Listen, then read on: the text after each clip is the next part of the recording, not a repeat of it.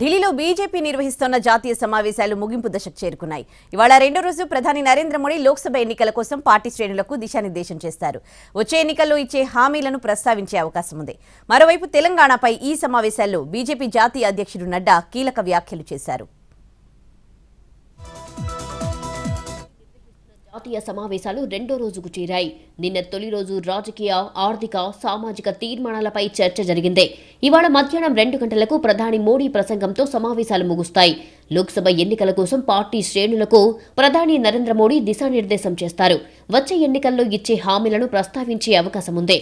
BJP ముందున్న సవాళ్లు, బాధ్యతలు, వాటిని ఎలా ఎదుర్కోవాలి అనే విషయంపై పార్టీ శ్రేణులకు మోడీ మార్గదర్శనం చేస్తారు.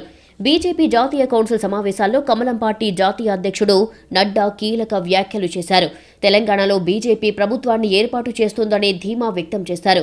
తెలంగాణలో ఓటింగ్ శాతం 7.1 నుంచి 14% పెరిగిందన్నారు. గత ఎన్నికల్లో 8 ఎమ్మెల్యే సీట్లు గెలుచుకున్నామన్నారు నడ్డా. लोग तेलंगाना के बारे में चर्चा करते हैं। मैं अपने साथियों से बोलना चाहता हूं, कई बार हार में भी जीत होती है और हमने ये जीत हासिल की है। तेलंगाना की अगर मैं बात करूं, एक विधानसभा विधायक था हमारा और हमारा वोट शेयर वहां पर 7.1% था। आज हमारा वोट शेयर 14% हो गया, डबल हो गया। 8 विधायक हमारे चुन करके आए हैं। अगली बार हम किसी तरीके से छोड़ने वाले नहीं हैं। वहां भी हमारी सरकार बनेगी, इस तैयारी से हम लगे हैं। ఇక పొత్తుల విషయం అధిష్టానం చూసుకుంటుందన్నారు ఏపీ బీజేపీ అధ్యక్షురాలు పురంధేశ్వరి. ఎలక్షన్ నోటిఫికేషన్ వచ్చాక ఎవరెవరు ఎక్కడ పోటీ చేయాలి అనే విషయంపై ఆలోచిస్తామన్నారు. పొత్తుల విషయం మా పై నాయకత్వం చూసుకుంటారు, మాకు దాంతో సంబంధం లేదు. వారు అన్ని విషయాలు వారి పరిగణలోకి తీసుకుని పొత్తులు ఉంటాయా లేదా అనేటువంటి విషయం మీద వారు నిర్ణయం చేస్తారు.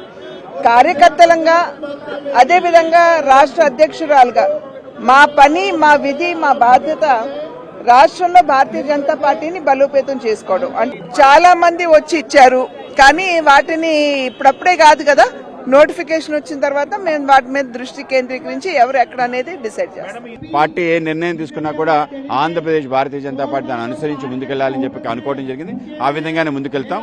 ఆ విధంగా అందరం కూడా ఎన్నికల్లో పూర్తి స్థాయి కలిసి పనిచేసే విధంగా రాష్ట్రంలో ఒక ప్రత్యామ్నాయ శక్తిగా భారతీయ జనతా పార్టీ ఎదగడానికి ఆ విధంగా ఈ యొక్క ఎన్నికలు మాకు ఉపయోగపడతాయని మేము భావిస్తున్నాం. పార్లమెంటు ఎన్నికల్లో 370 సీట్లు సాధించాలని లక్ష్యంగా పెట్టుకుంది బీజేపీ.